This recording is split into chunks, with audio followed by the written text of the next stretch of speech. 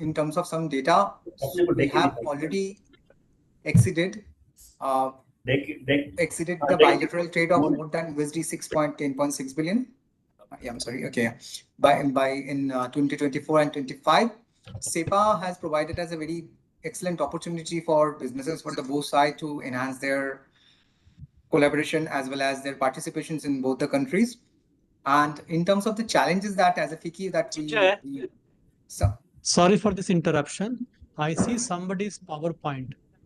Ramki, can right, you pull down this is your my presentation, which is blocking the entire thing? Presentation को नीचे कीजिए आप. I mean, remove. okay. Stop presenting it. We are not presenting, Excellency. Sure. So Presentation. Now it's okay, Mrinal. 1 second, Mrityunjay. right, sir. तो ये कर Should I देंगे start, Your Excellency?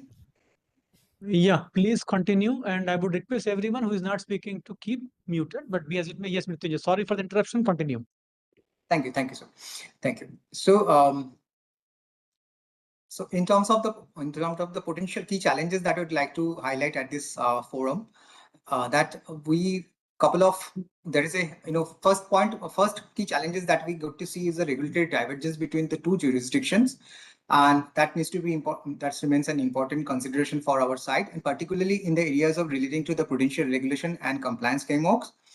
And Omanization requirement will continue to shape the workforce planning and operating models for the Indian firms. Third, despite strong trade ties, and the physical presence of Indian financial institution in Oman remains relatively limited today. So we don't have much presence of the Indian financial institutions of Oman. So that needs to be enhanced immediately. In the digital domain, that's the topic of today's discussion. Evolving standards relating to the cybersecurity, data governance, and cross-border compliance will require continued coordination. And another important challenge is awareness. Many MSMEs and financial institutions may not yet fully understand the practical benefits and opportunities arising from the SEPA. Finally, while bilateral remains flows and already strong, local currency settlement and trade finance mechanism are still require further developments. These are solvable challenges, and this is where industry bodies like FICI can play an facilitative and more of an innovative role. And key opportunities that I would like to mention here briefly. For the Indian banks, the SEPA agreement creates a more conducive environment to expand the commercial presence and support growing trade flows. Trade finances like to see the immediate momentum.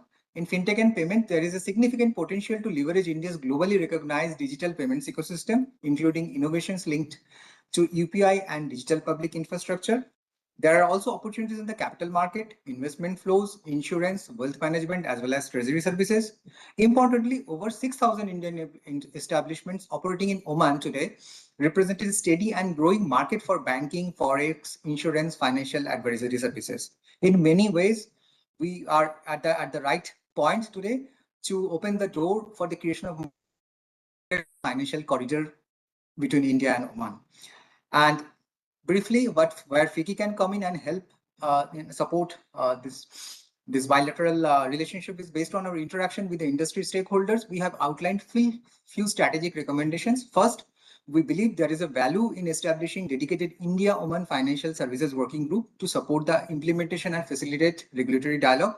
Second, expedite licensing and operational approvals could help Indian financial institutions scale their presence more effectively. Third, a bilateral fintech regulatory sandbox could encourage innovation while ensuring regulatory safeguards. There is a need of dedicated trade finance facilitation mechanism to support exporters and MSMEs. And finally, awareness building initiatives and capacity developments programs will be critical to ensure effective utilization of the agreement. FICI stands ready to work closely with the regulators, industry participants, and partner institutions in both the countries and support this effort. Thank you, Your Excellency. I believe we're already at 5 minutes. Thanks for your time and listening. No, thank you. Really appreciate giving to the time. But given that you had many solid inputs to offer, I would request whatever speaking notes or material you have, do share with us. That will be allowing all to grasp in much better fashion the challenges that you pointed out, at the same time the opportunities that you also hinted at. That will be extremely helpful. Thank you very much. Sure, Excellency. Mr. Thank you. Amal PS, Manager International Financial Services Center Authority at Gift City. Uh, thank you, Your Excellency, for the opportunity. So, if I may No, start, Amal, before, no, this is what's his name? Mr. Amal PS. Amal. Okay. Amal, thank you very much. Really appreciate that at a short notice you came and are presenting on Gift City. I was at the Heads Up Mission conference recently when your executive director, I think Mr. Shah or some other representative, so he had come and made a very powerful presentation on Gift City and the various positivities that it has to offer. I thought that that message has to be heard directly by our counterparts in Oman, and hence we yes, requested. So the floor is yours. Do go ahead and make a powerful pitch. How great we are thank shaping up in Gift City. Thank you. you. Thank you, sir. Thank you. So, sir, we have a detailed presentation. First, because of the time constraint, I will just give a brief of what IFSC, IFSCA, and the opportunities for fintechs No. in Wait, that order. Amal, use your presentation. Who stops you from using presentation? Push it. Yes, yes. We'll Okay. be. Thank you, See, sir. it's a huge data-driven kind of presentation, so we better look at it. And yeah, go ahead. Will You are well confirmed to you once the presentation comes up. yes, sir, yes. And see if you can customize in some fashion to the extent possible, even given the short notice of what exactly is that India and Oman can do together on this area will be something which you must eventually at least cover a minute or so on that. Your presentation is Yes, still wait for, and sir. I had you taken a will dump do. for that presentation. Yeah, it's there. Correct. We can see it. Go ahead. Make it full screen. Yes, just So refresh rate is a bit slow. So we see yes. blank screen to begin with. And maybe you push the first slide or something like that. Yeah. No, not Sir, that by full am I- screen karo. Make sir, it it full is full screen. screen Yeah, now. now it is good. Now it is good. Go ahead. Continue.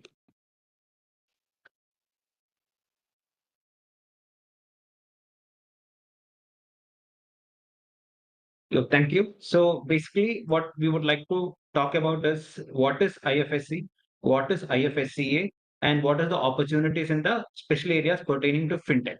So basically, IFSC is a special economic zone created by the Government of India by Act of IFSC Act 2020, in which a foreign jurisdiction from the angle of FEMA, Foreign Exchange Management Act perspective, they have created a special economic zone, meaning which the area that is considered as gift city, they have actually two parts. One is the domestic tariff area, that is the India part of it, and then there is a special economic zone which comes as the IFSC part, International Financial Service Center, where all the transactions that happens will be in freely convertible foreign currencies, meaning the transactions will be happening in not in Indian rupees but in the foreign currencies. Especially right now, we have permitted around 15 foreign currencies in this jurisdiction. So to draw a parallel for the respected panelists and other people to understand is that you can make a parallel to a gift IFSC to DIFC, Dubai International Financial Center, and in International Financial Center, since it is a financial center zone, you need a regulator. So IFSCA was established, taking the powers from the Reserve Bank of India, Insurance Regulated Development of India, SEBI, and PFRDA, that are the domestic regulators, financial sector regulators existing right now in India. So a unified regulatory body was created, which is called as International Financial Service Centers Authority.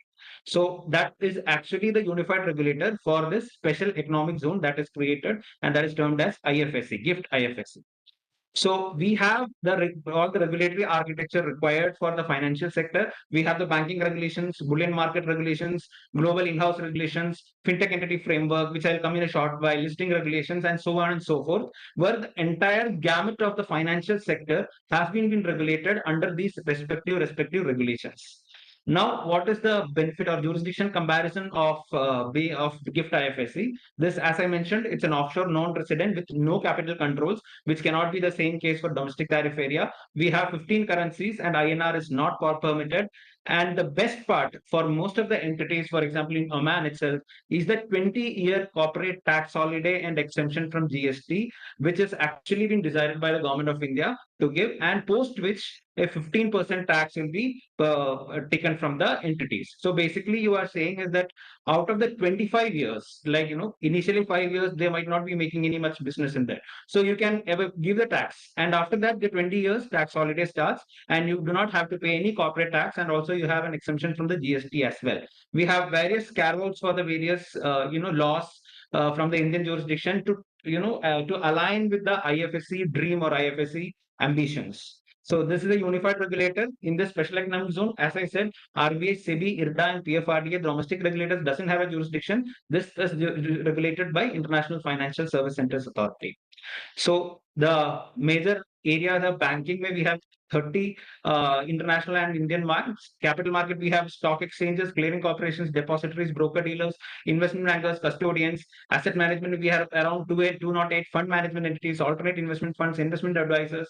Insurance, there are reinsurance, which is very vibrant reinsurance ecosystem with 32 reinsurers, insurance intermediaries with 33, and niche institutions like bullion exchange, finance companies, global treasury centers, ITFS platforms, aircraft leasing and financing. So aircraft leasing and financing has been declared as a financial product by the government of India, and hence can be carried out from GIFT IFSC. And we have foreign universities, global in-house centers. So entire IFSC has been designed in such a way that the entire financial service ecosystem thrives in this IFSC jurisdiction. This is the overall business highlights of GIFT IFSC with 1,200 plus registrations has been granted with 100 billion monthly turnover, with total banking asset size with 106 billion, and number of fund management entities 208, and fund registered is 354, 32 billion global investors, and total banking transactions, latest data that we have is 76 billion in February. And aviation and shipping assets is 373 of them, and cumulative debt listing has crossed 70 billion. So we have actually a very vibrant ecosystem. Now, what is the benefit of coming in GIFT IFSC? As I mentioned earlier, the tax holiday on the business income for 20 out of 25 years is completely free. Minimum ordinary tax has been kept at 9%, no CTT, STT, GST, stamp duty, reduce the withholding tax of 9% on interest paid on debt instruments, competitive tax regime for funds, and other SEZ benefits that is available from the state government, that is the Gujarat policy. So there is a lot of benefits that is available for any entity that is who is setting up in GIFT IFSC. Now, before coming to the fintech sandbox framework, which pertains to directly to the fintech area. So in GIFT IFSC, we have categorized fintechs into two types. One is fintech and other is the techfin entities. Fintechs are those entities who actually carry out the financial activity using a technology, platforms or other things. For example, payments. They are carrying out a business as fintechs.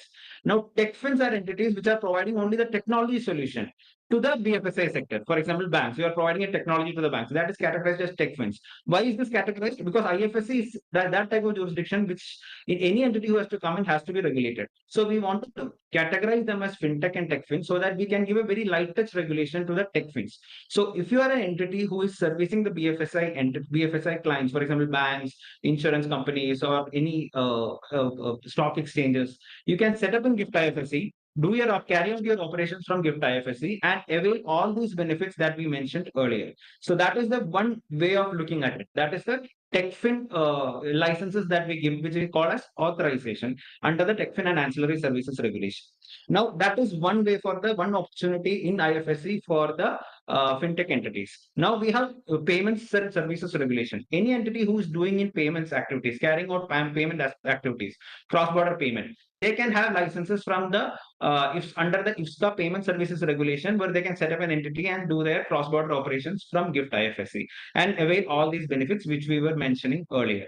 Now there is a third opportunity which talks about the sandbox. So any entity who wanted to test a very new product in GIFT IFSC, so they can actually approach us through the sandbox for application under a sandbox, where we will do the due diligence, and if the solution is very innovative enough, we will approve them and they can test their product with GIFT IFSC entities or else in the foreign jurisdiction or in the India market, where they can actually successfully test it. And if the testing is good enough, we will also come up with regulations. For example, we had around 5, 6, 7 applications from the payment services before the regulation was there.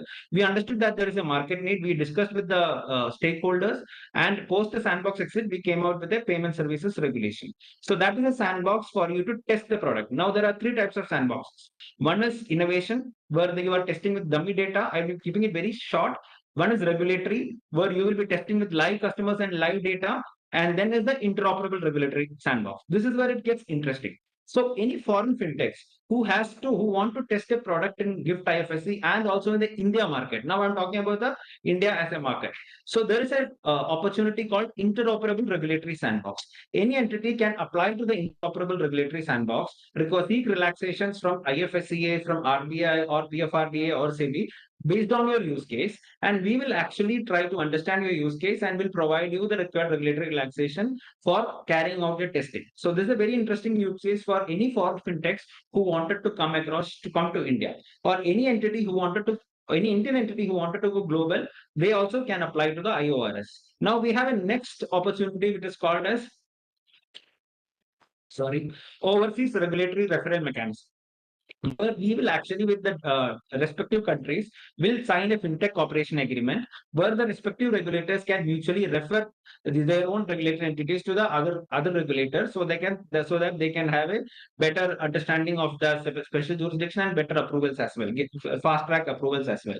So we currently have signed with fintech cooperation agreement with Monetary Authority of Singapore. We have had referrals, quite a couple of referrals between us, the regulators. So that is a unique opportunity that the IFSC as a jurisdiction offers for the fintechs slash tech fins, which we use categorize as a term for ourselves. Thank you.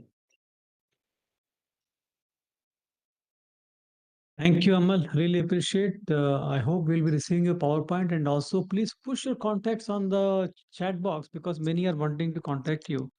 That will be Yes, sir. helpful. Yes, sir. Yes, sir. Thank you. I'll send a detailed presentation, sir. More than detailed than this. Thank you. Thank you, Amal. Okay, great. Yeah, Mr. Mayank from NASCOM. Mayank from NESCOM. And Amal, bring down your PowerPoint so that others can now start using the Yes. space. Thank you. Thanks, Excellency. I've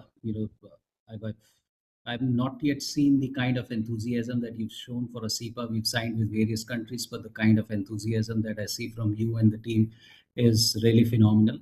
And I really appreciate that. And when we try to keep a pace with your pace. On the fintech, I mean, typically what we've seen, the conversations tend to get overcomplicated. But in the case of India and Oman, it's very simple. We already have trust, we have trade linkages, and we have large diaspora. So there is a clear-cut demand in terms of faster payments, cheaper remittance, and better financial access. I mean, yes, there are conversations around UPI and digital payments. I mean, that's a great start. But, if we stop there, we're just solving one side of the problem. The real opportunity actually lies with the SMEs. SMEs are the backbone for India and Oman trade.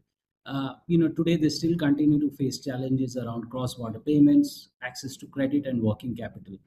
If we can start solving that, I think there'll be a great leap forward. What we see today, it's more of MOUs and pilots, but what we really need is execution at scale. So what we suggest is potentially to build an India-Oman fintech bridge, which will be a live sort of cross-border sandbox where startups from both sides don't just test, but they actually solve real-world problems for real businesses covering both the countries. And they think, so when I say of the sandbox approach, think real-time payments, think trade finance, supply chain solutions, build on a shared digital rails and supported by regulators on both sides, and importantly includes a layer of Islamic fintech, because if we do that, we are not just building for the for bilateral trade, we are building and scaling across the region. If we get this right, we are not just connecting two markets, we are creating a sort of fintech corridor that entertains the entire GCC to plug into. So I think that's what I wanted to put forth, because the previous speakers did allude to some of the challenges that companies continue to face, and some good ideas from the gift city. But I think this is what I wanted to suggest. If we can contemplate of creating an India-Oman fintech bridge, that'll be really good to do. But again, thank you, Excellency, for for this opportunity. And I'm sure some of our companies will be presenting their solutions on some of the stuff they want to do. But it's a huge opportunity between India and Oman. Thank you. Thank you, Mayank, particularly for recognizing that we are trying to at least walk a bit faster. Thank you. Let's see how far we really go with this. Mr. Agnello Rajesh, Vice Chairman of Christian Chamber of Commerce. Christian Chamber of Commerce.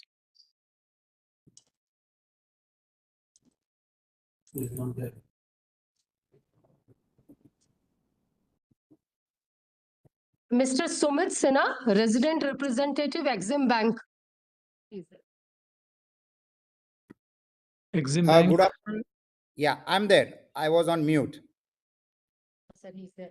Mr. Angelo is Yeah, there. I was on mute. So can I continue? Yes, please do go ahead. Yes. So this is So good Christian. afternoon, Your Excellency. Yeah, this is I'm Agnello Rajesh from the Christian Chamber of Commerce and Industry.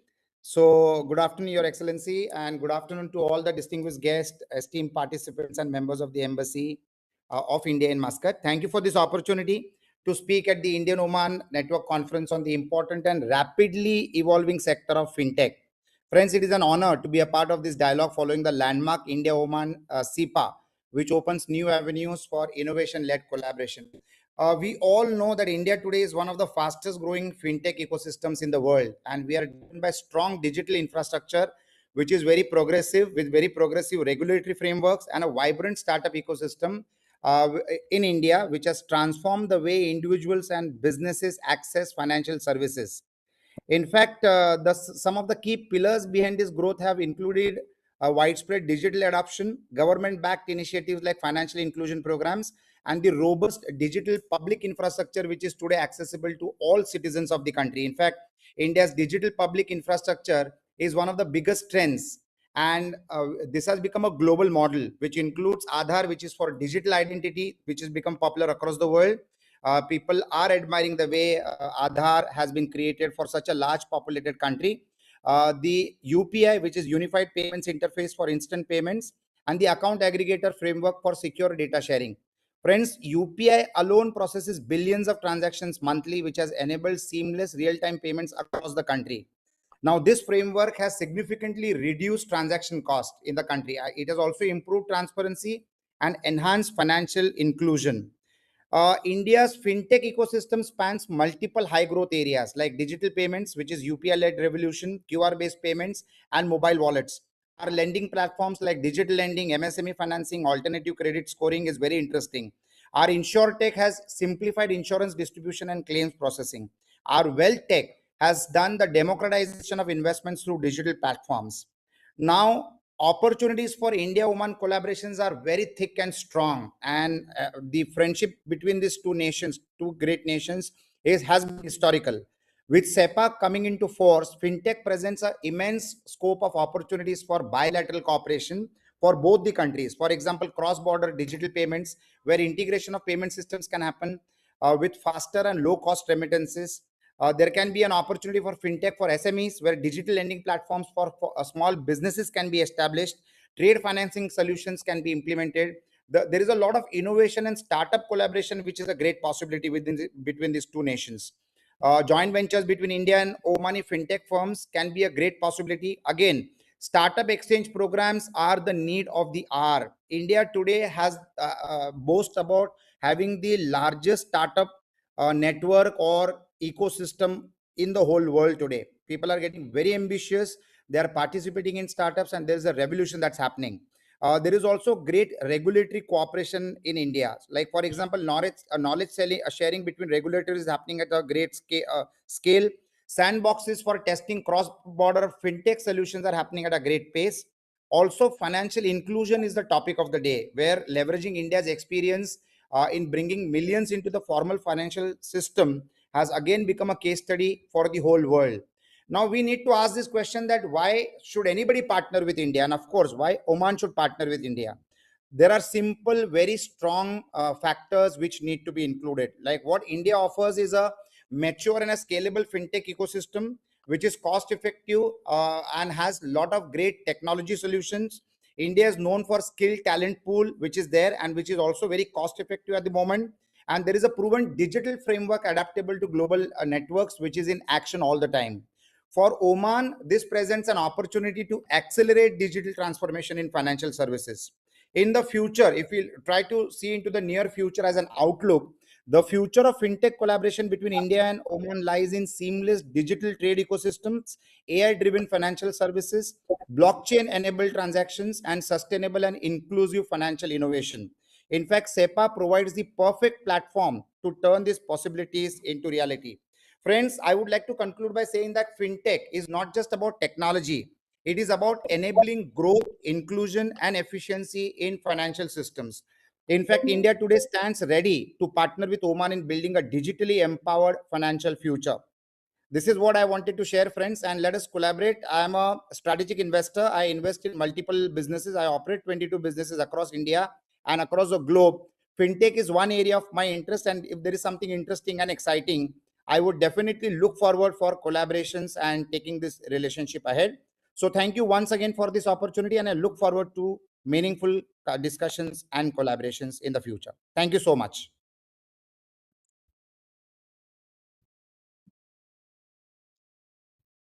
Benefits much more from there. Also, as you say that SEPA has some kind of kick up in the fintech sector, if you can add a paragraph on that specific push that fintech sector gets under SEPA, that will be also insightful. And thank you for not only leading delegations in the past, but also promising to connect more with Oman. Look forward.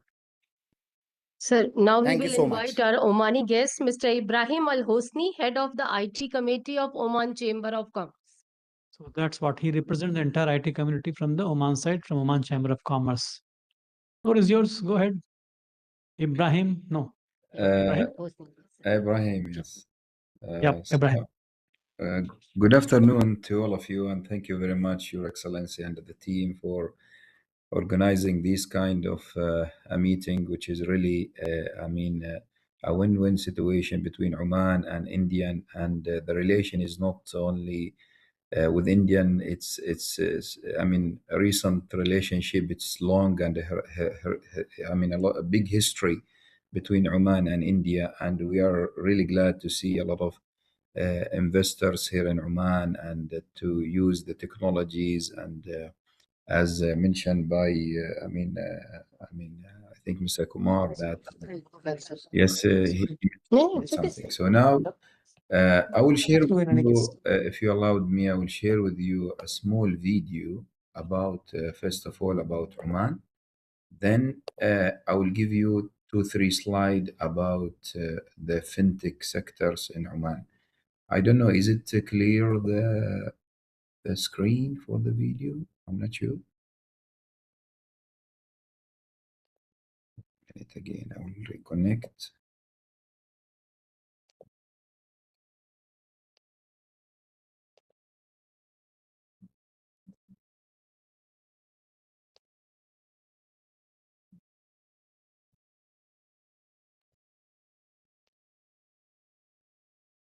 Is it clear with you, the video? You can see the video or not? We are yet to see it, Ibrahim, but let's see whether it works out. Video may be a complicated business. I'm not very clear. Sometimes it comes patchy. PowerPoint does work very well. So maybe you Uh, can right away hit the PowerPoint segment rather than the video part. Okay. Huh? Anyway, but the video, there is a good, anyway, we can share it with you later on. So maybe you can share with the team itself. It's okay. Let me stop. Let me go to the presentation.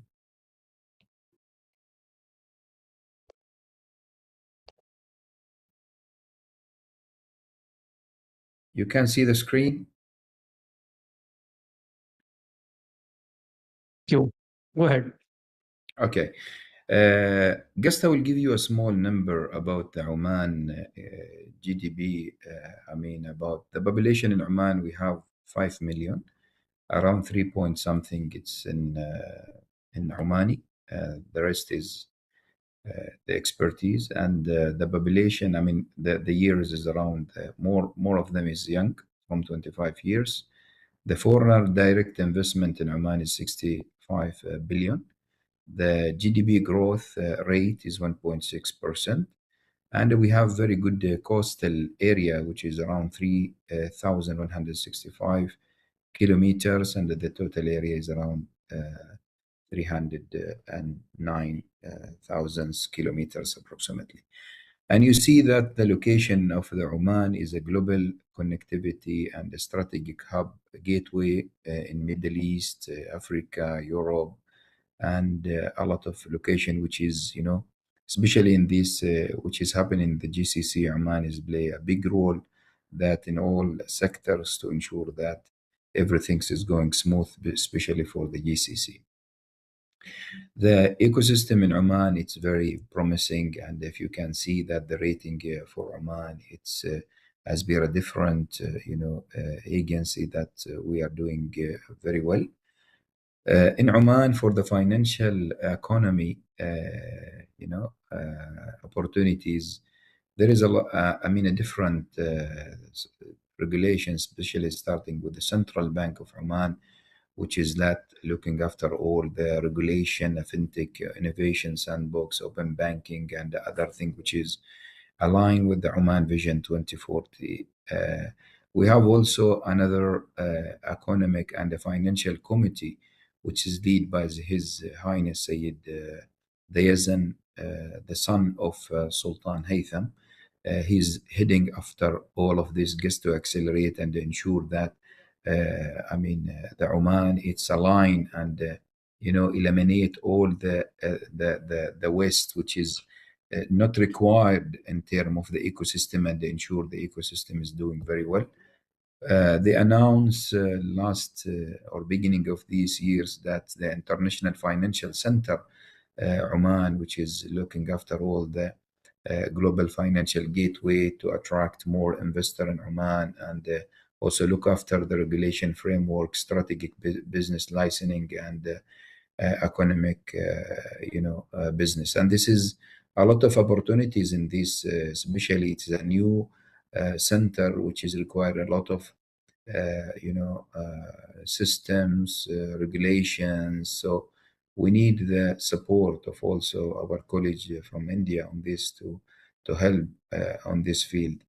We have Oman Investment Bank. We have also Oman Development Bank. Sorry, Oman Development Bank. We have Oman Investment Authority, which is also under this authority. There is around 160 company belong to the government, which is have a lot of opportunities and a lot of business in the fintech and digitalization.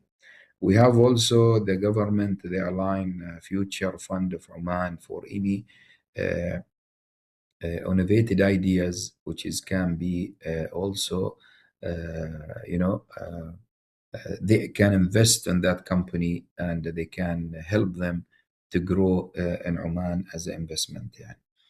If we talk about the figure in the market as per the central bank, if you see that the business gateway, it's increased 2.4% comparing between 2023-2024.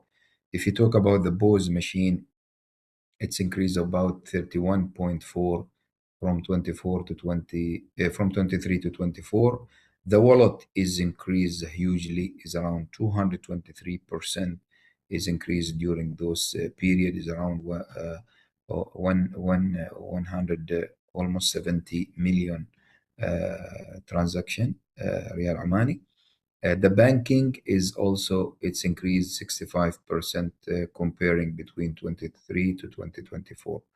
So the market is doing very well, and the market is growing very well. So if there is anything you required or any clarification, we can really give you the right direction to invest in Oman, and we can help you also to accelerate the support, yani, to go to the market, yani. So the central bank, unfortunately, due to the short notice, we supposed to bring the Central Bank of Oman to give a more presentation and a more details. But next time we can, inshallah, give you more. But anyone is interested, this is my contact details. You can communicate and you can drop me an email, and I can help you on that. Thank you very much, and appreciate it. Thank you, Mr. Hosni. Thank you very much. Mr. Sumit Sinha, Resident Representative, Exim Bank. Sumit, Excellency, a very good afternoon. good afternoon. Thank you, Excellency, for giving India Exim Bank the opportunity to present on the India-Oman opportunities. For the benefit of all the delegation which is present there, Export-Import Bank of India is 100% Government of India owned institution, established 40 years back with the sole purpose of promoting exports from India. Now we are uniquely based in India in Mumbai, and we have an office in Dubai where I am sitting off, which takes care of the Middle East, North Africa, and Central Asian market for the bank. Export Import Bank of India or India Exim Bank, we have been playing very pivotal role in bridging the trade finance gap of Indian SMEs, which also includes the companies who are there in fintech sector in India. So companies in fintech who are looking for investments overseas, acquire stakes, form a JV, or buy a particular patent, or in any of the overseas market, Exim Bank has products to support such companies from India.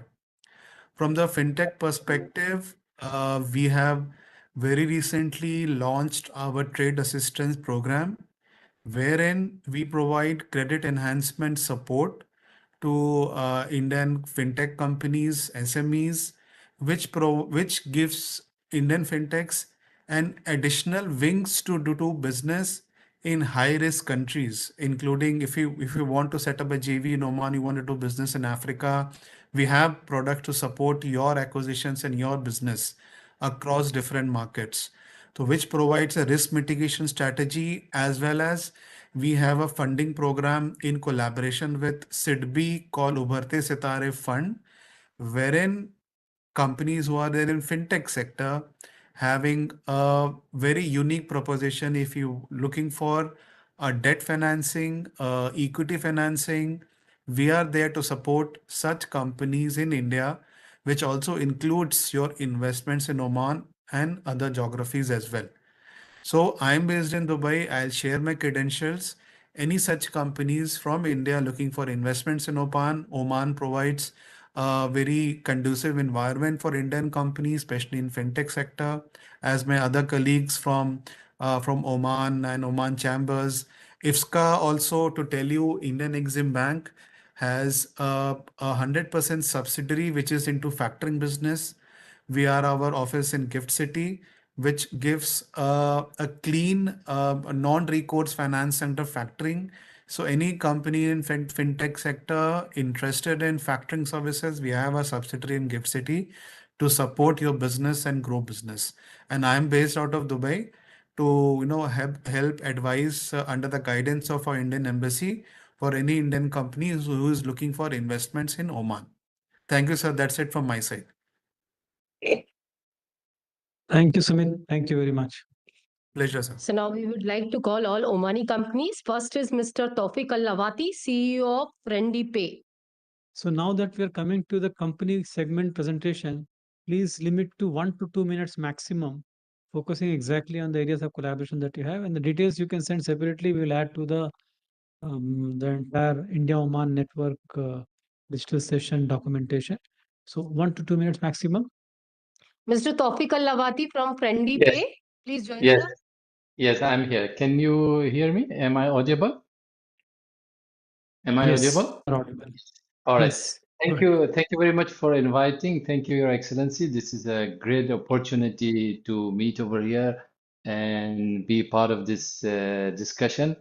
Oman-India collaboration is not something new. We have been having this trade collaborations with India since ages. Our ancestors and everybody else have been trading with India, so that is always to refresh and see that we take our relationship at the highest level and we cope up with what new trends are happening. So, like Ms. Sonia mentioned, and the esteemed guest, I am a CEO of Friendly Pay, which is a fintech in Oman.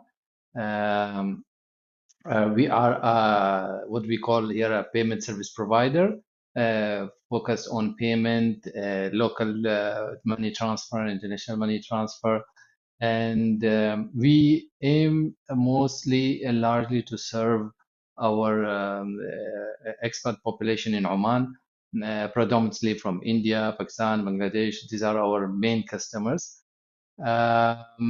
And we are always open to collaborate with any fintech entities in India, in Oman, and see ways that we can collaborate together. I think I have done within a minute or two, huh? No, no.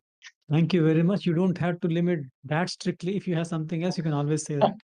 But I take your No, point. Thank you very much. I had a wonderful discussions. I can see a wonderful potentials. I'm glad that Ms. Sonia pushed me to be here today. Thank you very much for that. And I'm seeing a lot of ways that we can collaborate. Please do share your contacts in chat, or you can get my contacts from Ms. Sonia.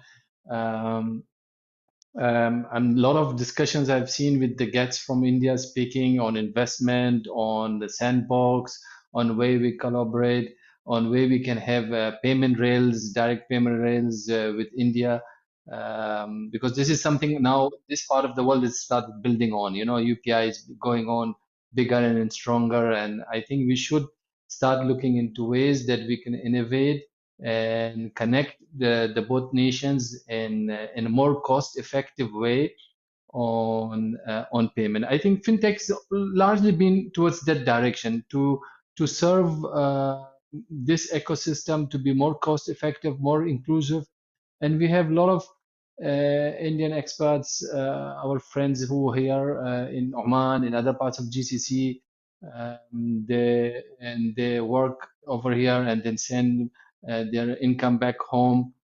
So if so, it's an outward economy for India, but it's also a way of for Oman to sort of or any other GCC country to build a proper ecosystem. So I think it's really valid to look into how we can sort of serve this community that is sitting in Oman. And you know, the biggest, largest expat community in Oman now is the top three is India, Pakistan, and India, Bangladesh, and Pakistan. So it's worth giving that attention to the Indian population in Oman. They are one of the backbones of this economy, and and it's always good to find ways we can collaborate and bring the services.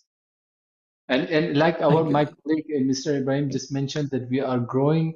Oman is growing towards all the trade, and we are building a strong financial ecosystem by launching the International Finance Center and other means of investment. And there was a colleague from you talking about an SME. I think there's a good potential to connect both SMEs of both nations to benefit from each other. We should leverage the technology. We should leverage the AI boom and the cost effectiveness that the tech brings in, and, and build a stronger trade route that is known between Oman and India, anyways. Thank you, Tawfiq. Thank you very much. Now, Mr. Sami Ilyomi, CEO of OMPay. Sammy, Ompe. Hello, everyone. Can you hear me Right. and see me? Yes, we do hear you. We see you. Go ahead. Perfect. Namaste. Hello, Excellency, and the different members of the embassy, Indian Embassy, and the invitees. Thank you for the invitation. This is a privilege to be part of this discussion and forum. I believe it's an amazing initiative to strengthen the long-lasting relationship between both nations. Let me give you a brief description about OMPay. OMPay is the subsidiary of Omantel, the incumbent telco operator in Oman with over 54% market share. So we are the last to come in the, let's say, in the market, but we managed to have to serve both the business segment and the consumer segment. So on the business segment, we have a large payment gateway where we serve our mother company, but at the same time SMEs and other big enterprises. And we have as well the soft POS that we have developed that for physical payment. But on the consumer side, we managed to develop, I believe we are the unique Fintech in the MENA region where we are present as a standalone application, but at the same time, we are present in the telco app. So we are part of the Omantel ecosystem, but as well we serve non-Omantel customers. We have a principal license from Visa, so we issue cards. And obviously the core business and that the bridge that links Oman to India, which is the remittance business. There is over 3 billion transactions happening between both countries. And we are happy to be part of the vehicle to transfer these funds mainly from Oman to India. And we are looking to have a direct connectivity with the main player in India, Paytm, Phone Pay, and other players, and of course using the UPI railway. So happy to collaborate with the colleagues from the other parts of the bridge, and yeah, we would like to be part of this journey. Thank you. Thank you so much for your presentation. Thank Can we you. have the next presenter? Yeah, next is Mr. G.V. Ramki, Chief Business Officer, Thawani Pay. Thank you so much, Excellency, and other delegates who are a part of this presentation. I represent Thawani Pay. We are the largest established fintech company in Oman. We do B2B, B2C. Just going back to Mr. Ibrahim from Chamber of Commerce, he has shown the potential for what is there for fintech companies. We are also among the top 10 Forbes identified companies in the Middle East. Some of the things which I wanted to highlight to my other partners who are in India, we are the second largest payment processing after the largest bank in Oman. So that gives a clear a message in terms of the trust and the faith in the local community, both in customer side as well as on the government side, in terms of believing technology and having trust and faith in the system. So we are the second largest in terms of payment processing. We do have, and we are the very first one in Oman to get a license from central bank to issue PSC license for the credit card. We are certified from Visa. And inshallah, we will be very soon the first one to launch credit card in Oman along with our partner. We also launched, we are the first one to get into the microfinance in Oman, which is a huge segment here. We have a very powerful marketplace, Thawani Store. We offer close to about 100 odd products. It's available under microfinance. Typically, the salary range is between 150 to 350 real salary bracket, which is largely not a target segment for many banks and finance companies, but this is the target segment for fintech, and we offer loans to those particular thing, which is fully digital. To give an example, the loan approval comes in 10 seconds. Now, right now it's in Thawani Store, go to market, but very soon we are going to get into in-store in Oman market. This is the second initiative which we are doing. I have talked about credit card. In B2B, we are the first one to modify and customize a lot of payment solution in terms of petty cash management. I'm sure some of my colleagues, friends in the market who are in the finance background, where they have the pain points, this is where Thawani gets into it and customize a product. And because we are very agile and the entire development happens in-house, we don't depend on anything outside. The entire tech team is in Oman, in Thawani Pay, so we deliver the products much faster. We also have a very powerful tool which is a highly focused Omani loyalty program called Sama, which is got about 450 to 500 merchants who are offering various discounts to this, which is a very powerful loyalty program. And just to give you a good news, recently the tender board has awarded on an exclusive basis for Thawani Pay for a program called Ijada, which is the government KPI program, where about 64 ministries, their performance KPI dashboards are there. We will be the only platform where close to about 150,000 government employees are going to come to Thawani to use our loyalty program. This is something very big has happened, and that means what it means to Thawani is we have added 150,000 customer in last just 1 month. They are on my platform, taking the benefit of our loyalty program from various close to about 400 odd merchants. What it means in terms of saving money to any individual, and an average, and any individual Omani will save close to around 250 to 300 and 350 riyal per year by using my benefits of discounts. And not only that, there is also a mandate that anyone who would like to offer a dedicated scheme for this government employees, they have to mandatorily use my platform to promote. So this is something big thing which has happened. So our customer base has gone up significantly high in the last 45 days. We have added close to about 200,000 only from government employees.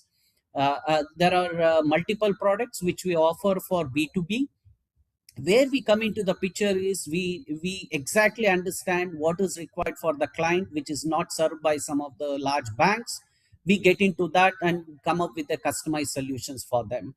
And we are the largest in terms of customer base.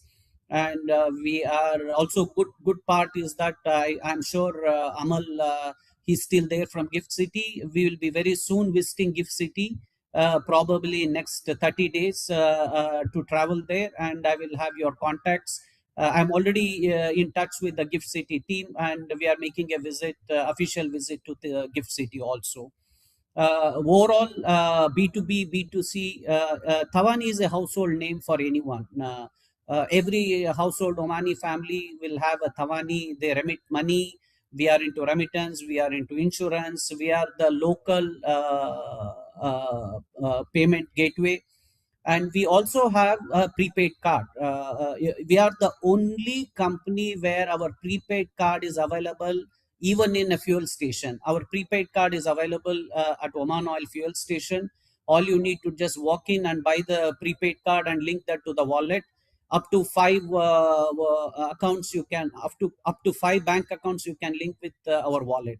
So very unique program, and we have the largest prepaid card base. Our customers are using our prepaid cards, doing a lot of transaction locally and internationally.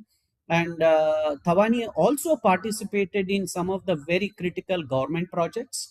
That also gives a very clear faith and trust in us, how we can deliver and our system capabilities. A lot of new things are happening. You will see us some big news very soon in the market on the fintech area. And we are very thank you so much for giving us this opportunity for Tawani to display our product and features. I do have a presentation, but I will share it in the group.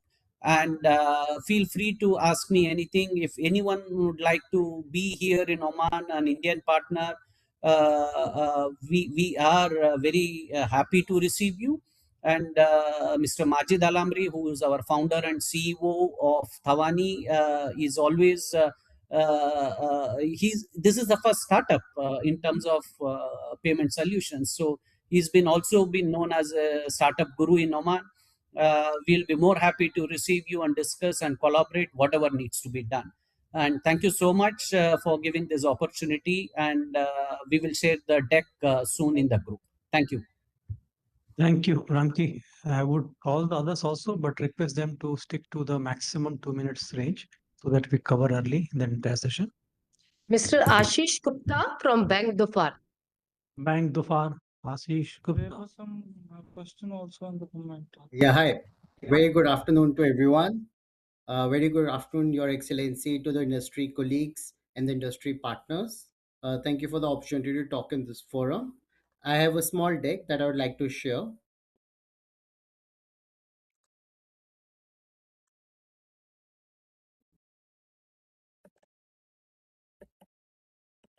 Is my screen visible? Yes, make it full screen. It's still split screen. If you can make it full screen, will be good. There's some kind of dual screen coming here. Yeah, go ahead. Excellent. So I would like to talk about Bank Dhofar, the fintech landscape in Oman, and how's the bank enabling it.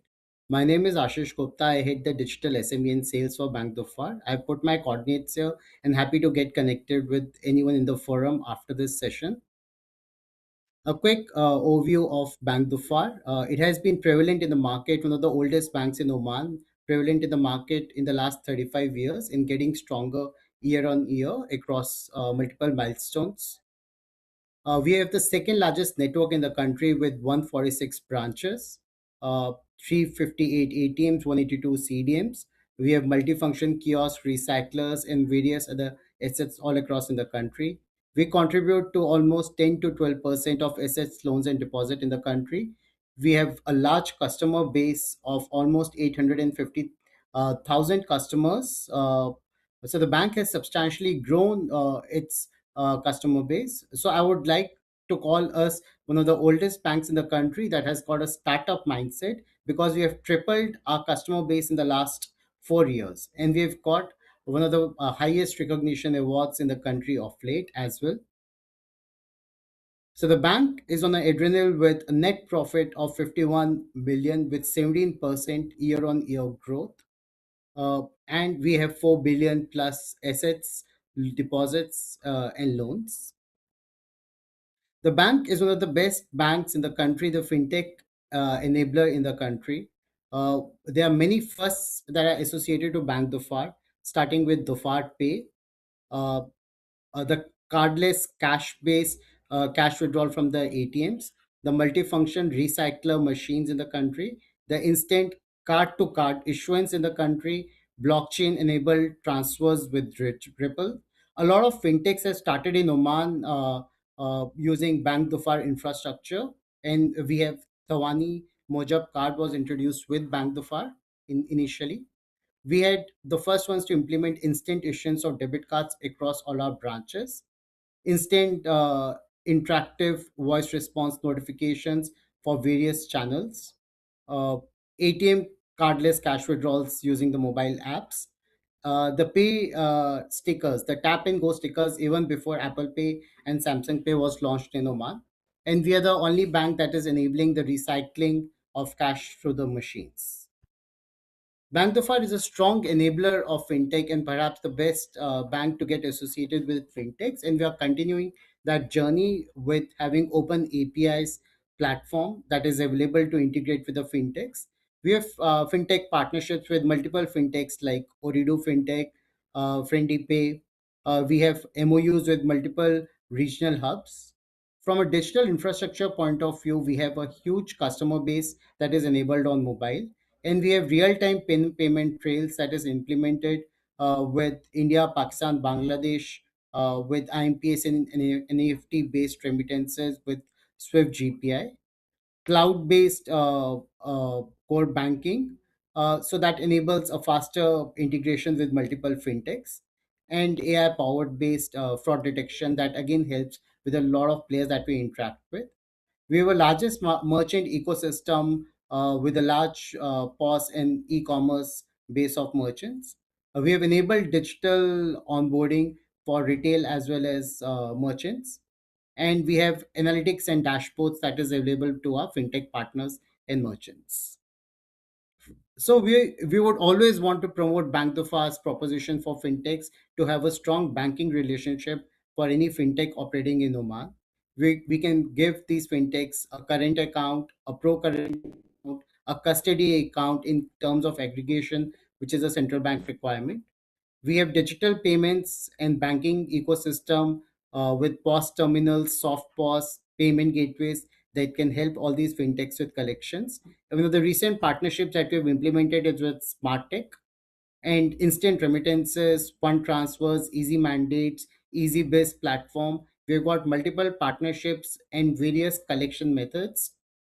We have the corporate cash deposit machine that is used by a lot of corporates that deal with us for instant credits into their accounts. And we have various forms of cards and distribution touch points that can be used by any of these partners. A bit about Oman's fintech landscape.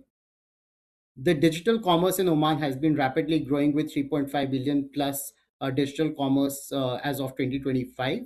And Oman has a large digital adoption rate of 68% and 45 plus fintechs operating out of Oman. And the mobile first generation is surging with 3x year on year growth.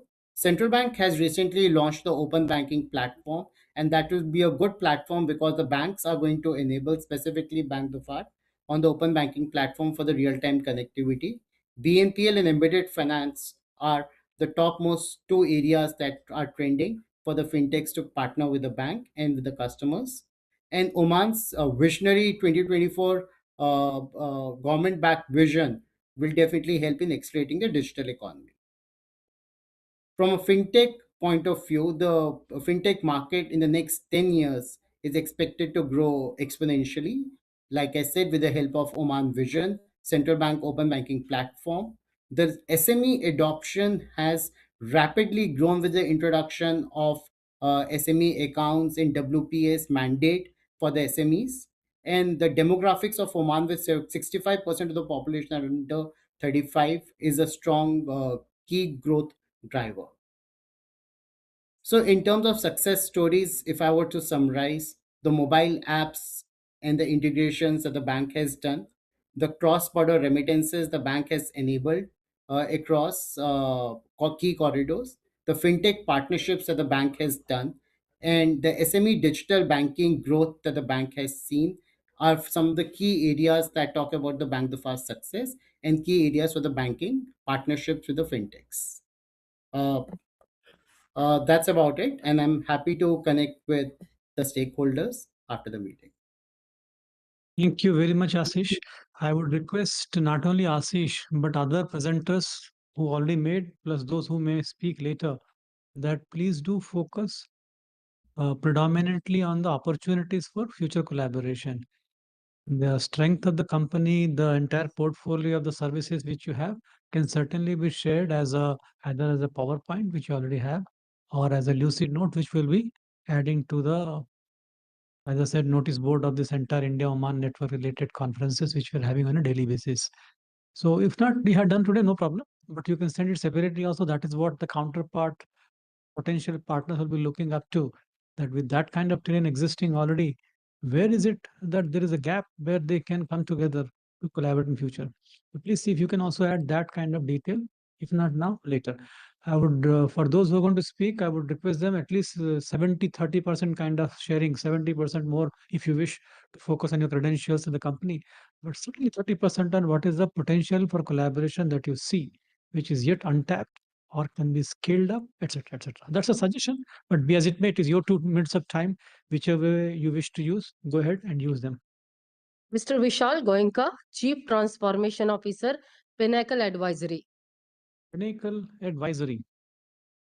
Good afternoon, Good afternoon. Your Excellency Sonia ji and all participants here.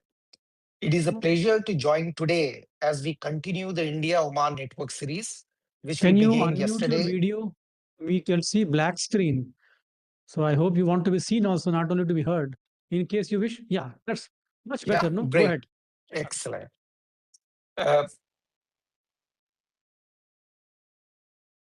so I'm clear, loud and clear.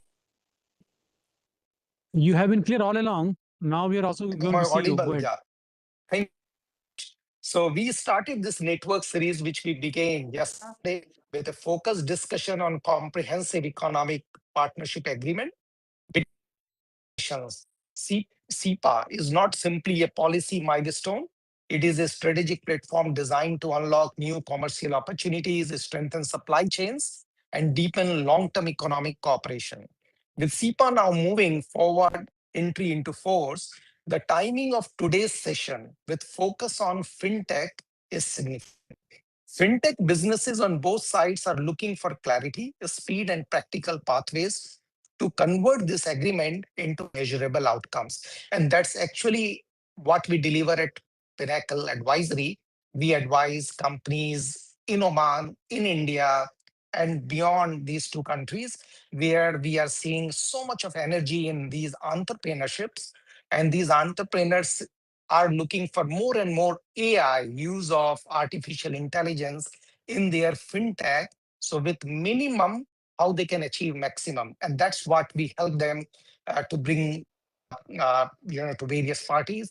In fact, to many fintech in Oman, we provide them technical skilled people when they want to outsource. Uh, uh, our objective today is exactly that, to translate the framework into actionable opportunities for trade, investment, and collaboration. CEPA offers substantial advantages, reduces barriers, enhance market access, and creates a predictable environment for companies to expand across key sectors, from fintech, manufacturing, petrochemicals, and logistics to technology, healthcare. However, for Oman, it reinforces its role as a gateway to the GCC.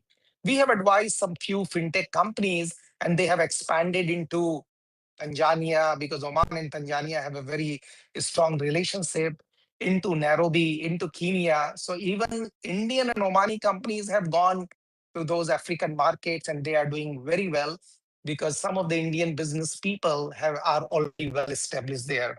For India, it opens a seamless bridge into a region that is diversifying rapidly and in fintech, which is industry of the future.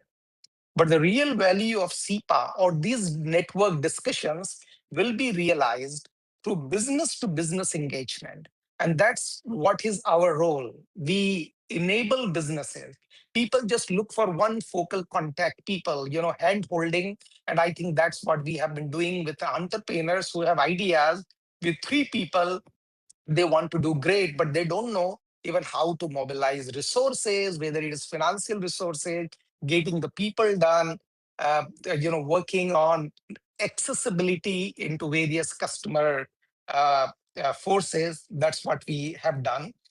Over the coming days, we will, of course, explore many other opportunities. And at Pinnacle, our focus is not only on fintech, which we are seeing a lot of requests is coming, because with less capital, you can achieve more. Unlike in manufacturing and more assets heavy business, fintech is less capital intensive business. It is more about the idea. And we are seeing that young entrepreneurs from Oman, we have seen some of the young Omanis who have been working in oil fields, working in industries, they want to start their own. And we help them to enable that. Each of these areas, whether it is fintech, manufacturing, pharmaceuticals, they offer great advantage. India is amongst the top three artificial intelligence uh, place on earth. And we are seeing a lot more collaboration is happening now. Accessibility is more, and that's where Oman and India are getting very closer. It's not that you need to travel, you need to physically be there. We are cutting those boundaries with bringing people. Even we have seen some of the Omanis who are young entrepreneurs, the language is an issue, but with AI, they are able to communicate it very well. As we begin this dialogue, I encourage all participants to approach SEPA not just as a trade agreement, but as a catalyst for innovation, partnership, and investment. The companies that engage early, collaborate effectively, and build cross-border value chains will shape the next phase of Oman economic growth. I look forward to productive discussions and to seeing SEPA evolve into a driver of shared prosperity. At Pinnacle, we advise some extraordinary entrepreneurs who are doing great work in FinTech India and in Oman, and we will make sure our efforts will enable more such business opportunities in FinTech. Thank you for giving me this opportunity. I tried to be within 2 minutes, so it was a short and rush, but I think the message is very clear. Opportunities are on both sides, and we act as a catalyst and enabler, irrespective of size and scale. Thank you so much. Looking forward to more such platforms and opportunities to bring business from both sides together. Thank you, Vishal Goenka. Now, next is our Indian companies. First is Mr. Sanjeev Janjare, from co-founder and CRO of Capital Gambit. Capital Gambit. Hi, this is Arun Hi. from Capital Gambit. I'm the CEO of Capital Gambit. So I'd like to have a small introduction of myself. I worked with Morgan Stanley for 30 years. I'm also handling the projects from US government, and we have Capital. I'd like to share a small presentation. It'll give you a fair idea of the whole thing. Can you see my screen? Yes. It's like a web Okay. downloaded version. So yeah, full screen. Good. Go ahead. Okay. Sure. So thank you, Your Excellency. Thanks, distinguished guest, and thanks, Sonia, for this opportunity. I'd like to have a small brief about Capital Gambit. And Oman is an untapped market. Oman is a market where it's growing left, right, and center, and people need to tap that market. So it starts from here. This is data driven. This is artificial intelligence based a tool where people can invest across the globe from in Oman and outside Oman as well. So GCC is growing, and that's the market where we want to grow through. This is an advanced intelligence platform for SMEs also, and banks also, where people can invest in small amounts, and that huge potential from India, from various countries, can go into Oman investments actually. So there's a fragmented wealth portfolios where it's all scattered. This is a unified platform for all. Portfolio consolidation, regulatory burden, compliance is taken care of, risk assessment is taken, market volatility is taken off, operational inefficiencies is gone because of blockchain and artificial intelligence, and AI adoption to the fullest has been taken up. The features are portfolio management, cutting-edge technologies, multiple asset classes, including the bonds, including the fixed assets, including the real estate, including the commodities. Everything is taken into this platform. Family offices, global investment avenues, that's something which we take it within this platform. There's a huge potential where it's growing across the globe, and this is one of the largest markets where we can tap. The ROI is huge, the revenue is huge, efficiency is high. It's just that the platform is not available for most of the people at the SME sector. We are bringing that platform for the SME sectors to invest. So if you see all other platforms, they provide limited availability. Here we have huge availability across all the avenues, including the ESG, including the insurance.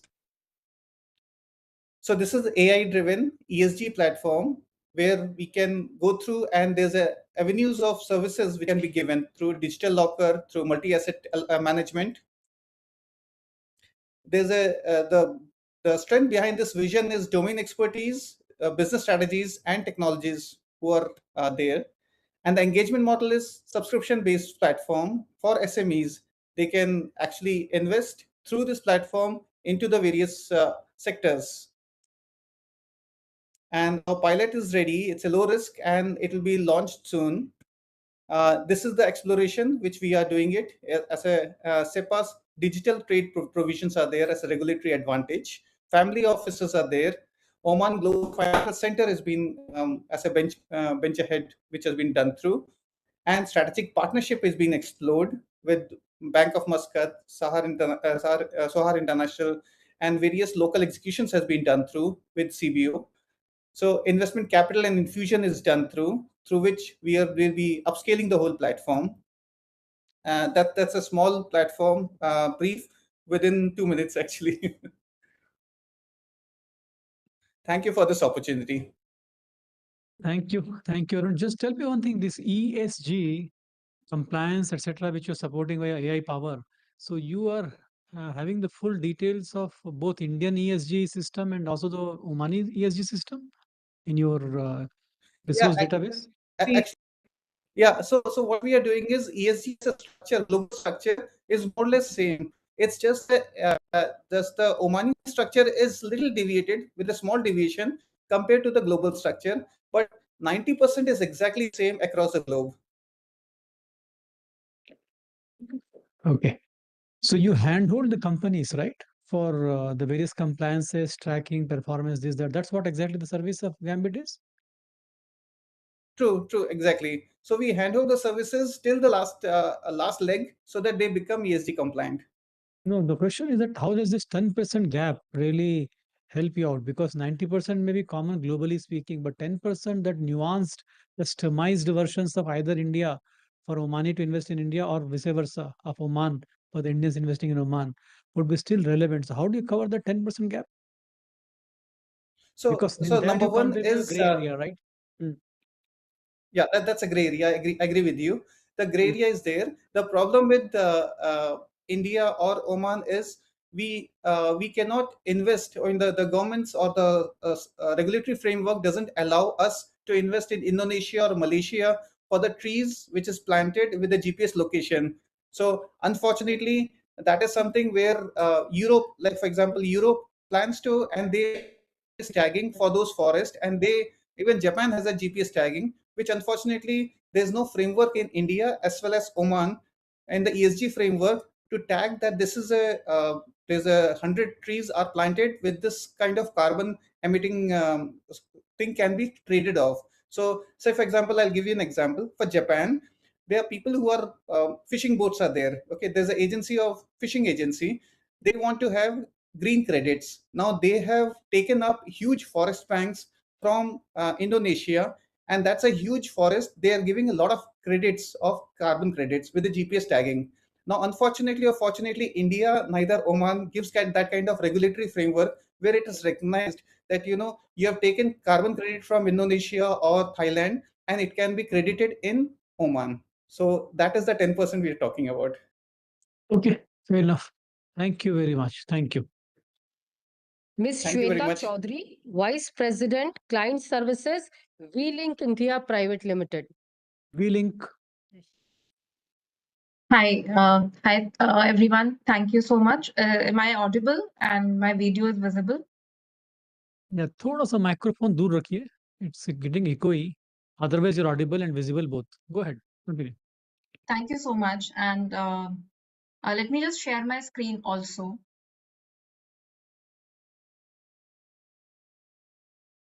Go ahead. Yeah.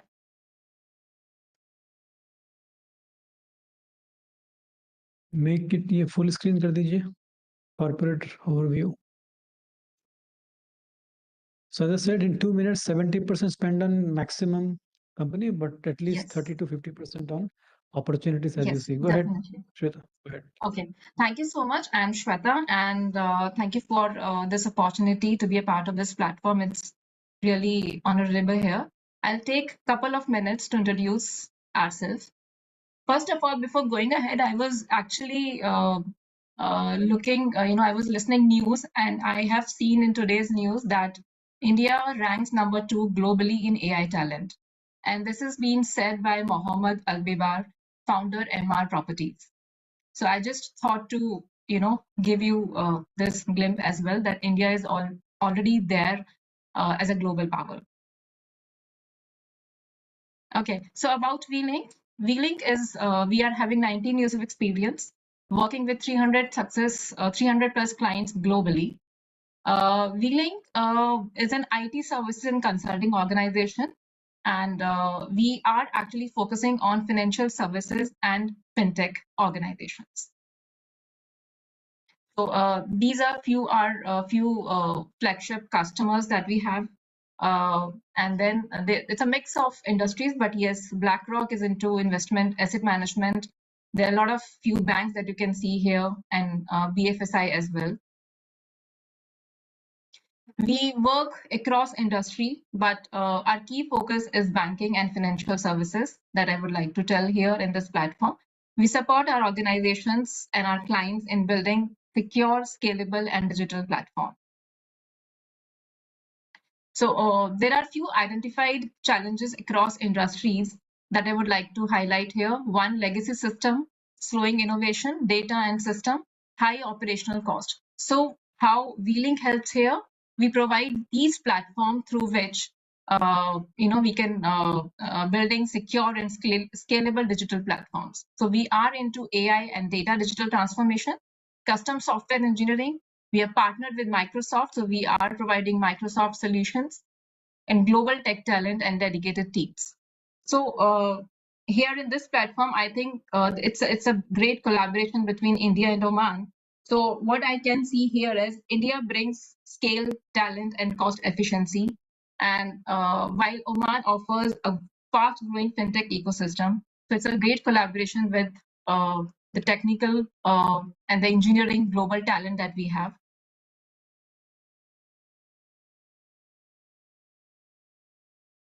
Okay, so that's a very small and very very small presentation that I have built for here. So this is something I would like to iterate again, that we are facing a lot of challenges across the industries, like legacy system, data silos, and high operational cost, and we are providing solutions against these challenges. So our solutions against these challenges are modernization, cloud adoption, AI-driven solutions, helping organization with more agile and efficient way. So that's what we are doing here. And yeah, so that's a very small introduction. And I know time is very we are running out of time. So thank you so much for providing the opportunity. Thank you very much. Mr. Kailash Tulsi Gajra from Tulsia Technologies. Thank you, Shweta. Meanwhile, as Thank we you, wait for Cindy. Tulsi. Thank you. Tulsi. Thank you so much. My name is Kailash Tulsi Gajra. Am I audible? Kailash, go ahead. Thank you so much, Excellency, and the entire Indian Embassy and all the team members for providing the opportunity to present company details, portfolio, and mainly the collaboration that can be possible with Oman. So I'd like to share a presentation, and at the end of the presentation, the collaboration that I'm planning to present is I'm gonna share. So I'll just quickly add share and then see if you guys can see it. Just give me a moment. Presentation is still not up. Yeah, 1 second.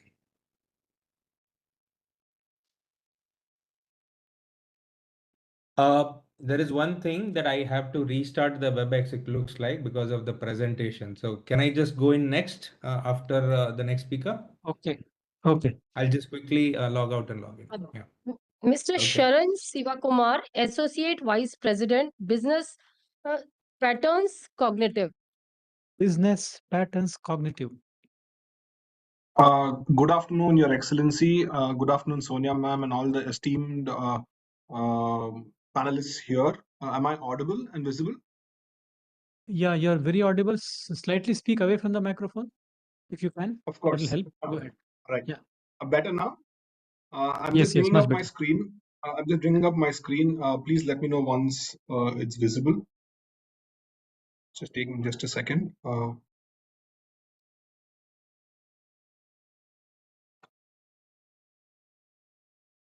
Is my presentation visible?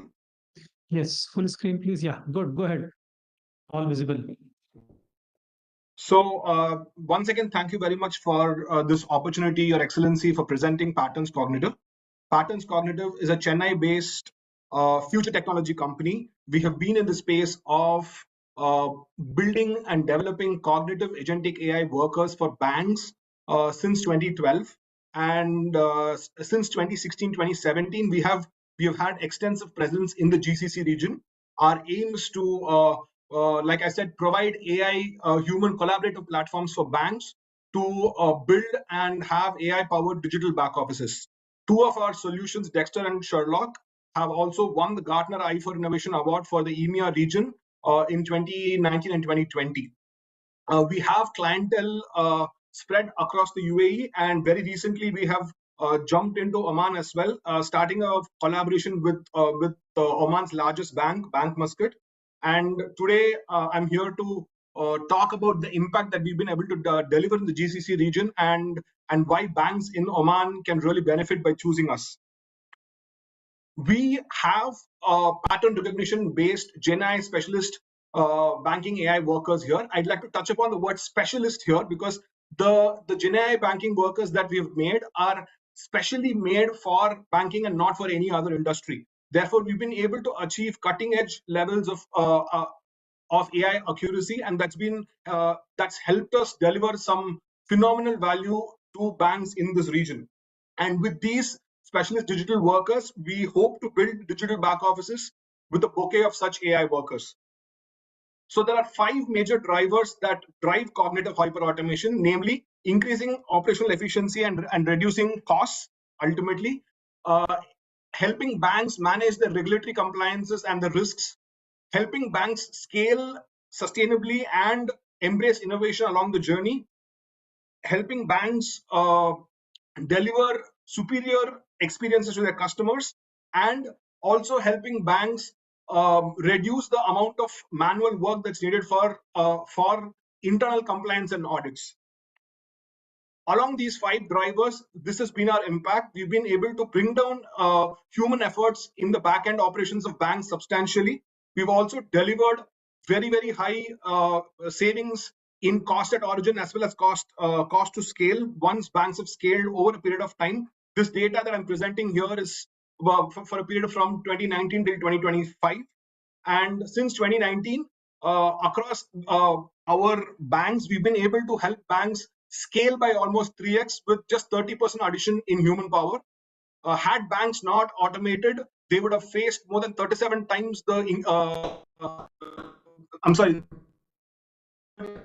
increase in customer complaints. And I said, we've also been able to help banks bring down their the internal support that operations teams had to do for inspection and audit by 80%. This is our cognitive hyperautomation product suite. We have 11 plug-and-play products which are ready to be deployed in banks in Oman. We already have Pattern Sherlock, which is our flagship product for payments investigation, already in deployment in Muscat since 2024.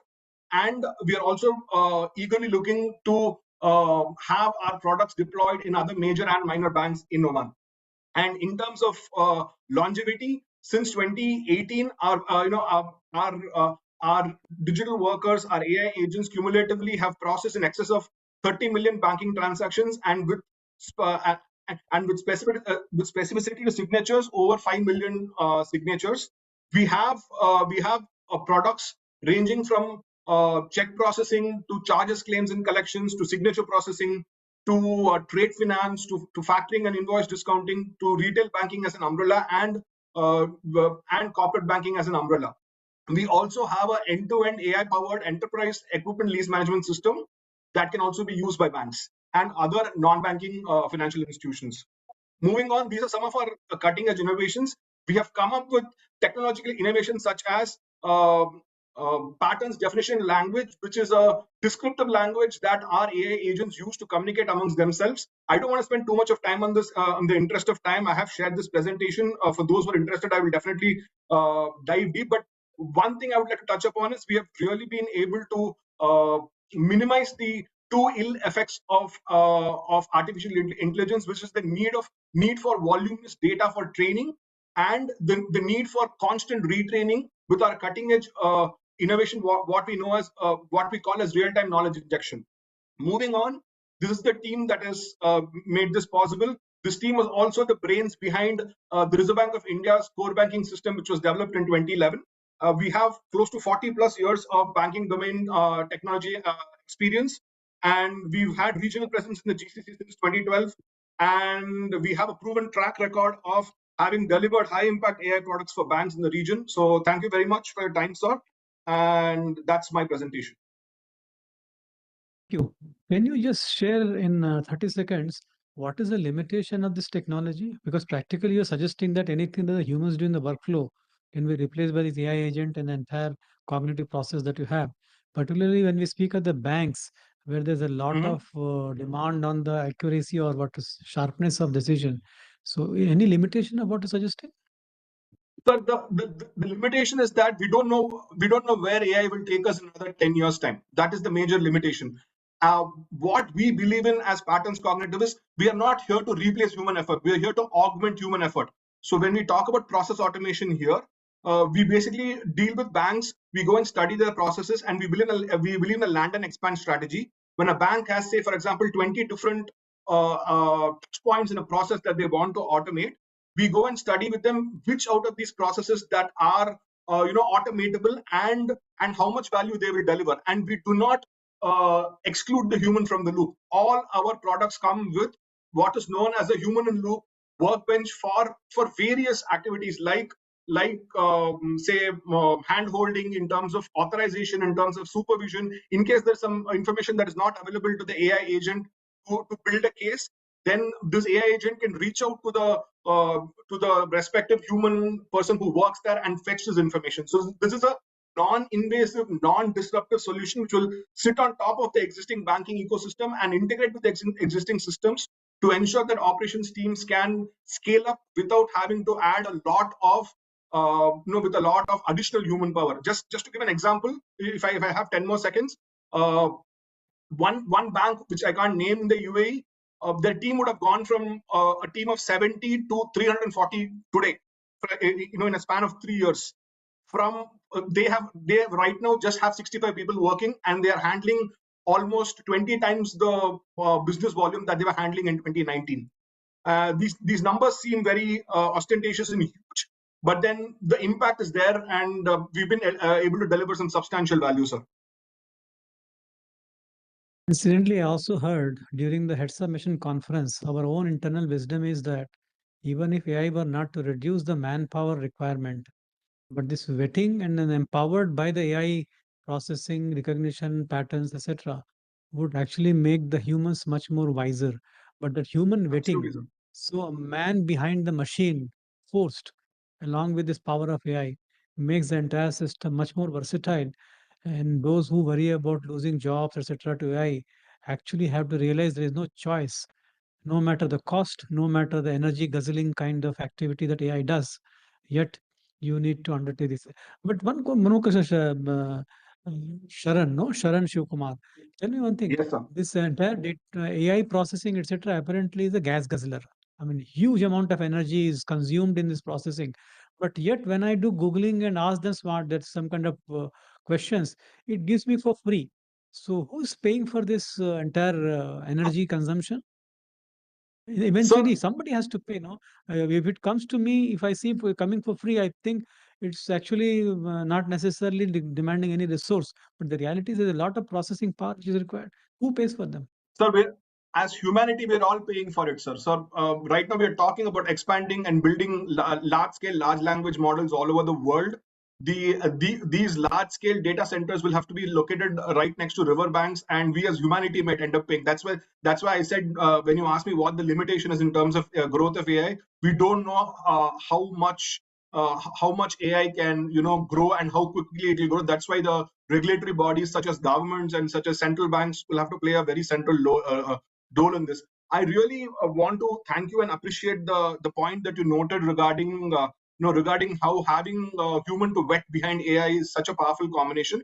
Along with vetting, our AI solutions, all 6 of them or 8 of them, have all also served as training tools, because UAE especially has seen a huge amount attrition in banks, where banks have struggled to retain their high value resources over a period of time. Since our AI systems get trained in their ecosystem and they have the process know-how, when there are both freshers that come in as well as experienced individuals who come in from other banks, our AI systems have been serving as tools for these new resources to get trained on the existing processes in these banks, sir.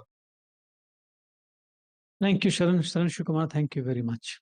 Thank you so much. I will be dropping my credentials in the chat so that people can reach out to me. Thank you so much, sir. My pleasure.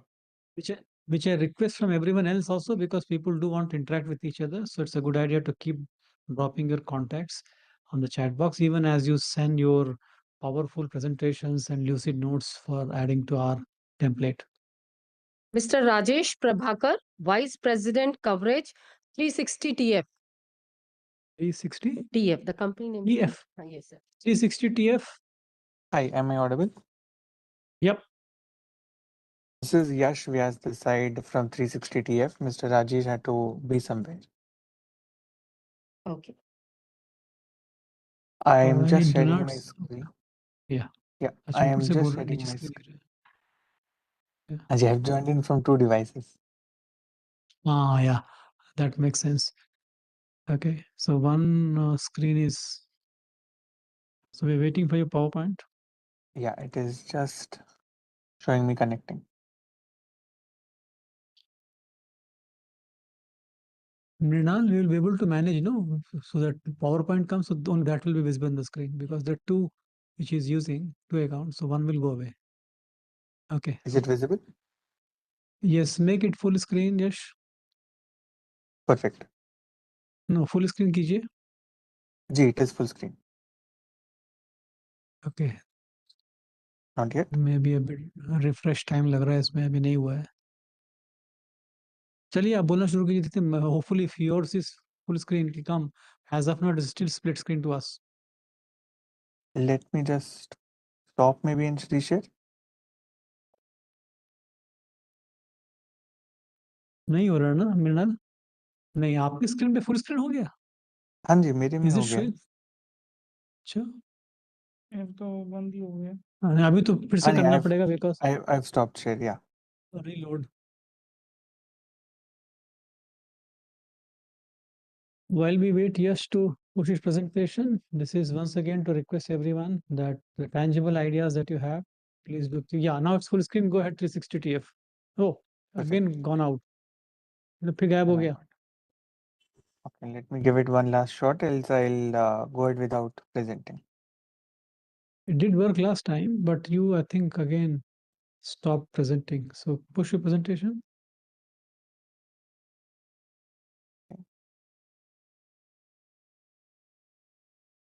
अब फिर से split आ गया. अब full आ गया. ठीक है. Stay there Okay, and make perfect. presentation. Go ahead. हाँ भाई, कुछ Thank you so much. screen play. Thank you. So 360 TF, we are essentially a fintech company on the trade financing side of things, where today we are a regulated entity under IFSCA, that is Gift City. In fact, we were the second entity to get this financing license only after Exim Bank. Now, we started the business around 4 years ago, where till date we have processed close to $25 billion worth of transactions on the platform, making us one of the largest trade financing gateways. These come from around 100 applicant countries, 65 Beni countries, totaling up to 1,600 corporates. Now, we have a bouquet of offerings to offer to corporate, where we cover all the way from LCs, that is letter of credit, which is generally the first mode of, or rather instrument between a first time buyer and seller. So the idea over here is we have 140 banks. India-Oman trade is naturally going to grow. There may be a lack of trust to start between the importer and exporter. We have close to 140 banks onboarded on the platform from 40 countries. Now, if a Omani bank issues a letter of credit to import something, we have banks ready who can confirm and discount these LCs at competitive pricings for the Indian exporter to actually export. Vice versa, if an Omani exporter is exporting into India and gets an LC from anywhere, SBI, Kotak, or even the smaller banks in India, say like Maharashtra Bank, we have banks who can confirm and discount these LCs from GCC to actually give comfort to the Omani exporter to export without the risk of non-payment. So that is 360TF LC exchange. An extension of this is where we are also able to come in, structure the transaction so that the importer exporter pays minimal import cost. How that is done is, usually what we have seen is importers use something called a TR and an overdraft facility. We ask them to use the right hand side, that is a USAN's LC, where our bankers come in and discount the LC, pay the exporter on day one, but the importer is still able to enjoy 30, 60, 90, 120 days of credit with minimal costing.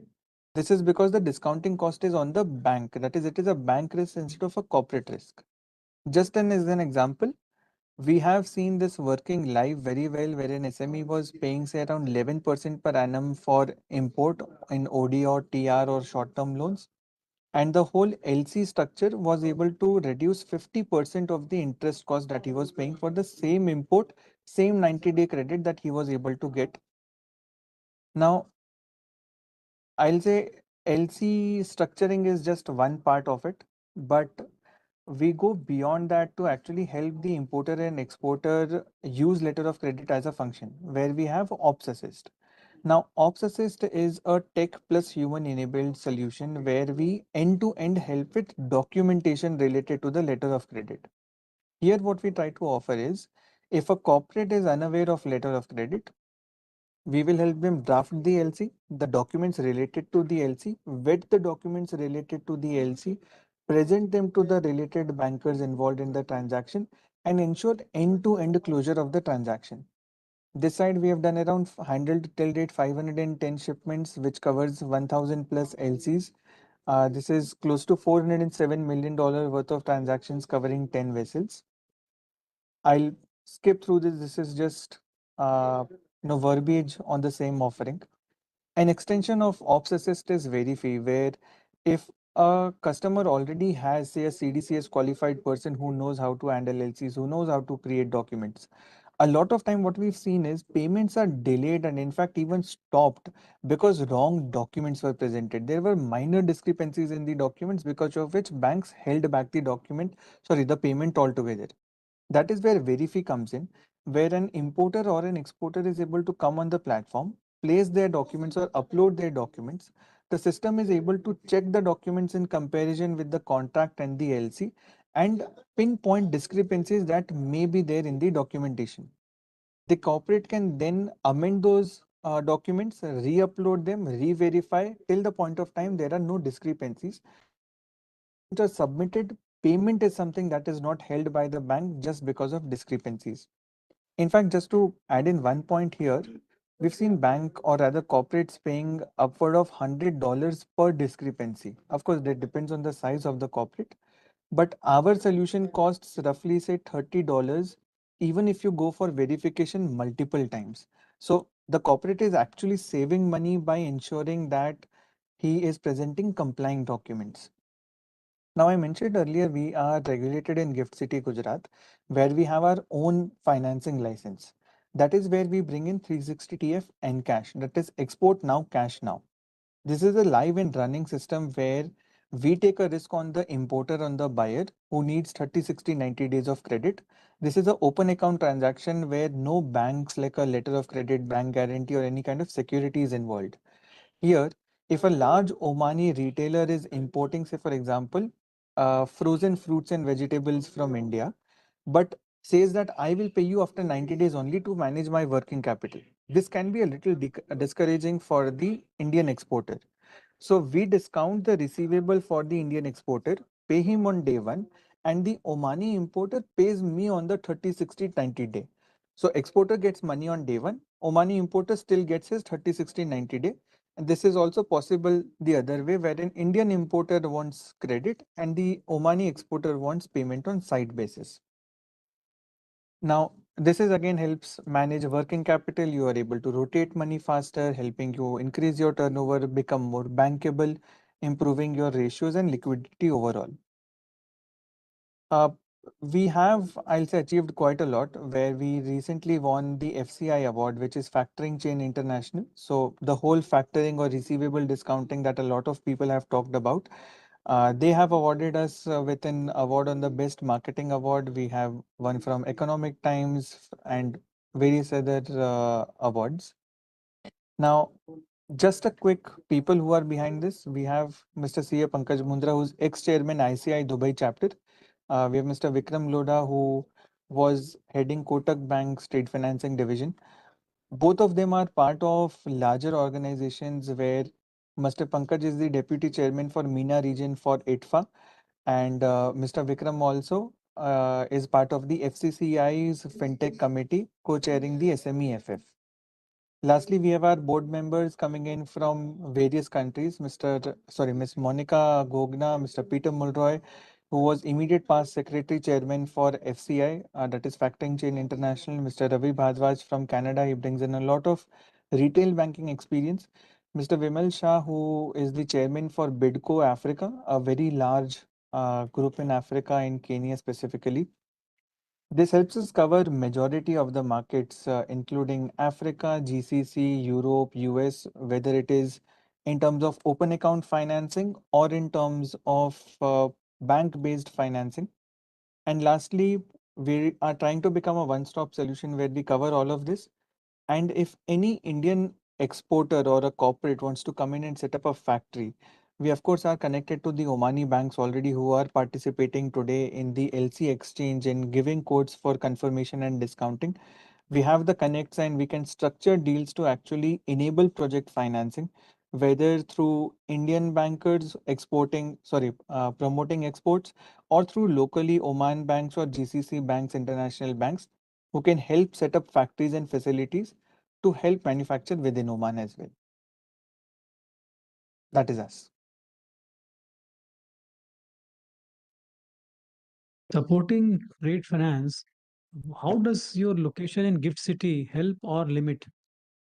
Because Gift City, is it not like a limited kind of transaction of finances only in dollar or foreign currency kind of thing? I'm just curious on that count. It's very interesting to see you're located there. Number one. Number two, that we do have here a number of failed payment systems, etc. And they, I think, predominantly happen because they do not go the LC route. So one thing is to tell them go LC route, and number two, of course, your services will then kick into action. Go ahead. Correct. Any two quick points? Yeah. Now, on the Gift City part, it was honestly a strategic move because if you see, if I want to go and open a bank to be able to go out and lend to corporates, do receivable discounting, or do banking related activities, it would easily take me just say 5 or 10 years to get the necessary approvals, and 5-10 years would just be my cash burning phase. But Gift City, the kind of license that they are able to give me, I am essentially able to do the same offerings, that is discount receivables for corporates, open LCs, confirm and discount them, except I'm not able to collect deposits. That is the only thing I can't do.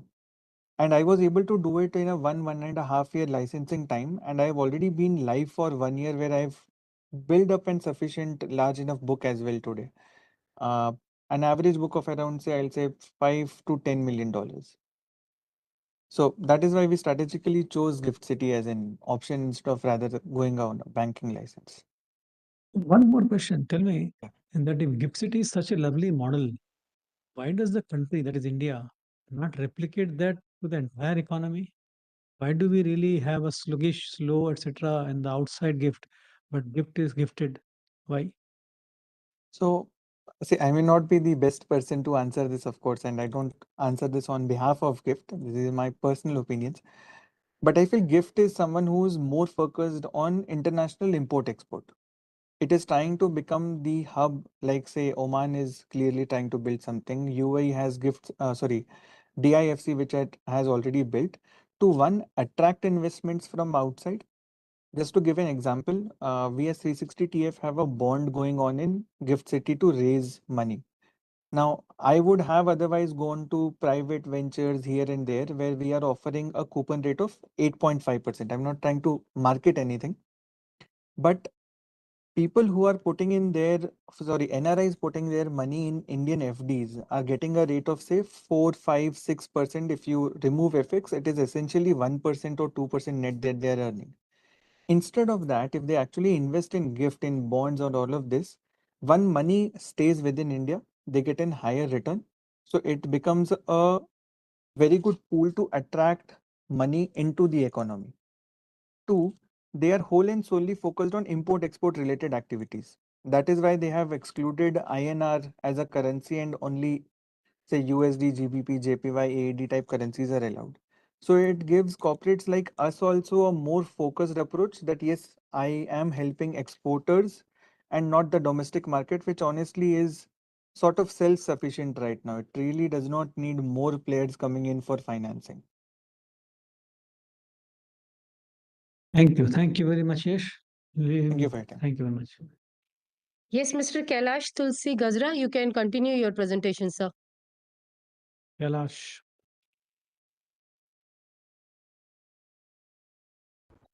Okay, can you hear me okay? Yes.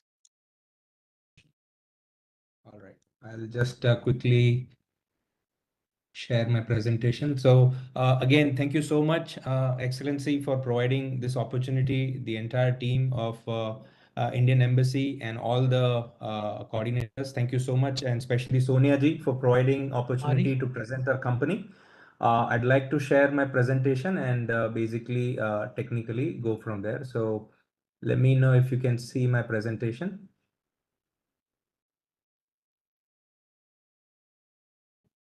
All right. Is it like a full screen and proper presentation?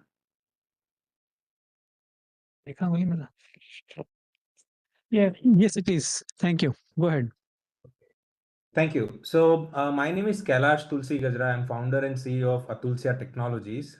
Basically, we are AI first software development company where we focus on enterprise software development, fintech, along with many other industries we have touched base in last basically 10 years. So I'll quickly go through the profile and then I'd like to propose a few collaboration points here. So, yes, we have done like over the period of last 10 years, like 300 plus solutions and 100 plus enterprise clients and, more than 50 plus technologies that we have built across like 15 plus industries. We are having multiple ventures like technology is a software development firm. We are running a handicraft-based marketplace called megastores.com, which is a handmade products artisanal marketplace that we started post-COVID time. There is a virtual reality and AR related virtual division, and as well as we have Atulsia Labs.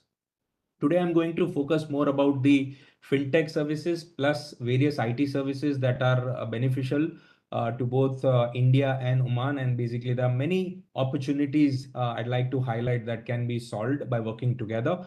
We are providing multiple IT services, mobile web application development, custom software development, business intelligence tools, AI based and machine learning tools, because right now a lot of businesses these days, they need automation. They are all looking forward, how can I integrate AI into my systems and processes, and how can it be beneficial, right? People just know that, okay, there is ChatGPT, there is Claude, there is this, there is that, but how can I build those AI agent system? What is it? How can we make sure that I implement in my systems and processes? That's what businesses are actually looking for, and that's where we come in and basically provide them these solutions.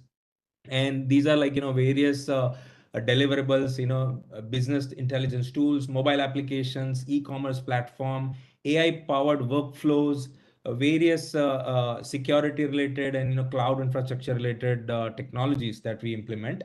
And these are like some of the stats and different industries. I'll just quickly browse through all. Like fintech being one of the major industry we work, but we also have sports, pharmaceuticals, education, audiovisual, hospitality, manufacturing. Some of our customers, from Fortune 500 to startups and to big enterprises and all that. Some of the fintech products recently that we have built using AI that actually allows portfolio creation. So, with the Indian stock market, it automatically pulls up all the data, BSC, NSE data, and like, doing calculations on the fly, and you can manage your own portfolio. And companies, various businesses can use such tools to kind of create their personalized buy and sell opportunities, which stocks I need to buy based on what factors, and it actually grabs all the industry data, available data on the market, and basically gives you a personalized analysis of the entire portfolio and all that. We have done multiple products like this. We are also master in the workforce management, where we have created entire ERP systems for businesses, especially MSMEs, to manage their entire business platform, like contacts, customers, projects, proposal, invoices, integration with various tools and technologies.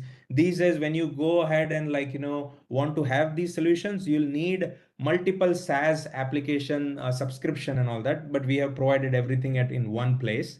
Various manufacturing automation in real estate, as well as this is the workforce management and all that. We are also running something called Atulsia Labs, where we provide entrepreneurs and even college students to bring new ideas, test it with our experienced team, and float different applications. So that is Atulsia Labs. I just wanted to highlight. So up to this much, it was a company profile. Here I'd like to share why Oman and why now, right? So if we look at it bilateral trade, there is huge opportunity. Indian expats in Oman are making great progress, and local systems are also getting automated, and especially with Vision 2040, there is a lot of new development is going to happen. And basically these are the key pillars that we have highlighted in healthcare system, in education, in industrial, in fintech, and in entrepreneurship and digital tools. Plus, I'd like to highlight aviation, which is what I'd like to, today I'd like to share that in aviation as well, we need a major change.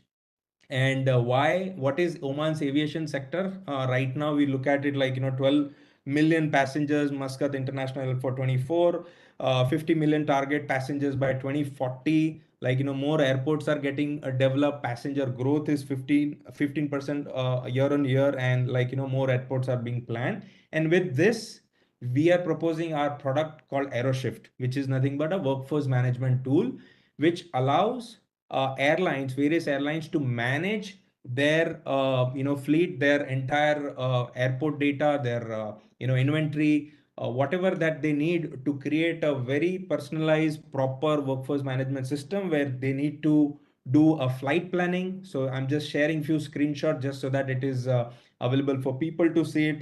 Flight planning management is happening. There is a national level, what you call it, workload metrics. You can see it how many people I need at what airport, what terminal, for what particular task. Everything is basically streamlined. This is like AI first technology, where tasks for flight are also created.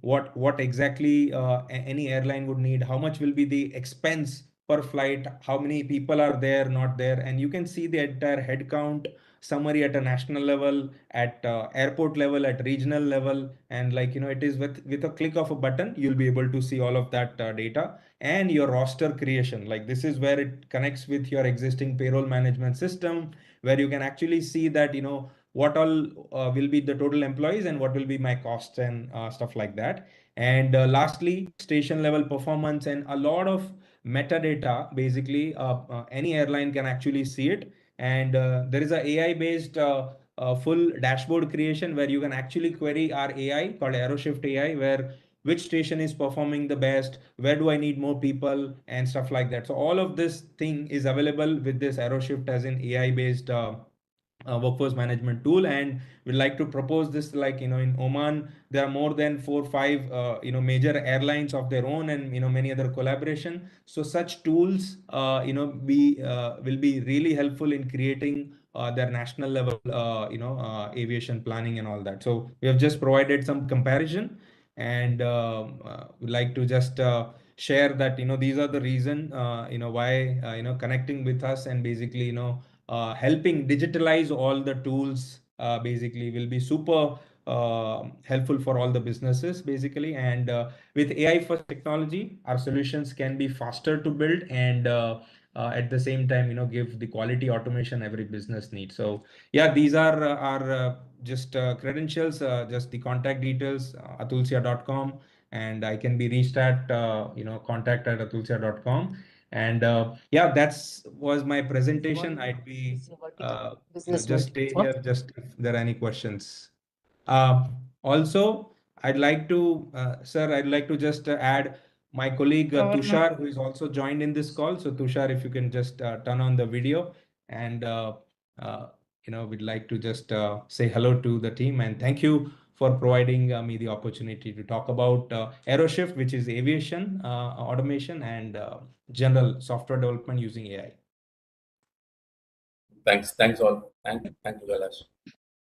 Yeah, that's Tushar here. So yeah, Okay. sir, if any questions. Thank you, Kailash, Tulsi, and Tushar. And a very powerful presentation, and we'll certainly use yours adding to our template. And companies have heard you out to see how they can take forward. Your emphasis, particularly in the tangible areas of collaboration and what you can support them with, is very, very valuable. Thank you very much. Thank you, Mr. sir. Madhu Babu, Thank you, Kailash. Mr. Madhu Babu, Senior Manager, PSR Tech Hub. PSR Tech Hub. Babu.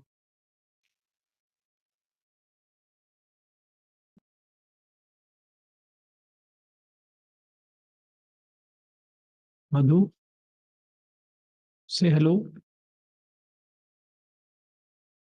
No. Unmute yourself. He's unmuted but can't hear. I think there's some microphone issues. Resolve it. We'll revert to you. Mr. Japan M. Shah, Founder, JMS Advisory Services Private Limited. Japan JMS. Hi, I hope I'm audible and visible. Visible, not audible. Yeah, both. Go ahead. Thank you. I'll keep it quick. So I had JMS, and what we do is like we help a lot of MSMEs, small businesses in India, on automation using AI. So SMEs have their own special kind of problems. Each SME has an individual, interesting use case to solve. So we've used AI and automation to solve their problems on HR, marketing, and finance. Since we have specific on the finance, we'll put use case on what we have done to a lot of SMEs in finance. So we help them using their existing integration. So a lot of SMBs have their payment gateways, have their banking, net banking, and everything. So what we have done is we've helped them create certain dashboards, platforms in which they can have AI customer onboarding. We have created a customer rating system for them because SMBs many a times end up giving more credit to a lot of customers who are not paying on time. So we've created a small algorithm for them on the back end using their customer data, ensuring them how the customers are paying them, how the customers are behaving. So which helps them understanding the customer behavior, understanding what credit they can give to their customers, as well as the same we've done on the vendor side. We've also created a lot of AI chatbots and AI voice bots, which help them connect to their customers, connect to their vendors, reminder of their payment, use their customer support using AI. So typically, and simplifying, what we do is we are helping small businesses solve their problems using AI, building systems which are integrating their existing platforms because they don't love to build new systems. So we are using their existing network, existing platform, and building on top of it using WhatsApp, email, and a lot of automations and AI to ensure things run smooth to them. And that is what we do. Looking at the opportunity, Your Excellency, Oman also has a lot of small businesses, and the small businesses are always seem to be left out. There are enterprise solutions which are available, but for small businesses there are very less companies who target, focus, and work along with them, and understanding their problems is really interesting and challenging. So we propose to work closely with the small businesses like we've done here with a lot of MSMEs, working with them, understanding their problem, and helping them solve using AI and adoption of AI, ensuring they have a good ROI using AI. So the cost they invest in AI and technology, they have a better ROI out of whatever they investing. So yeah, that is very briefly precisely what we do and how we can help the companies in Oman. So I hope I was precise and good on my pitch. Thank you, Japan. Thank you very much. So now last you. is Mr. Madhu Babu only, the PSR Tech. Madhu, let's give you a chance once again in case your microphone has been set right. Madhu. Okay, I think he has still some issue. That brings us to the close of today's session. This is to profusely thank each and every one of you who took time to join in this. Let me add that our YouTube recording, which we are placing on our social media, has around 500 hits, which is what I saw. So the message which we have among this group is also being spread around to the larger stakeholder community. And there is, as I understand from my team here, more and more appreciation of this platform, which is very versatile and agile and very kind on the time of the very busy entrepreneurs and executives. So thank you for supporting this thing. And whatever we discuss is not necessarily ending there. there is, if you see that RAG-based retrieval mechanism with full documentation, will be able to further ingest the material which has been received, particularly those who are not here and who have to understand the material. So overall, we are also trying to use in some manner in the embassy the technology to make sure that these things which can be done by the system, the technology well, is allowed to be done by them.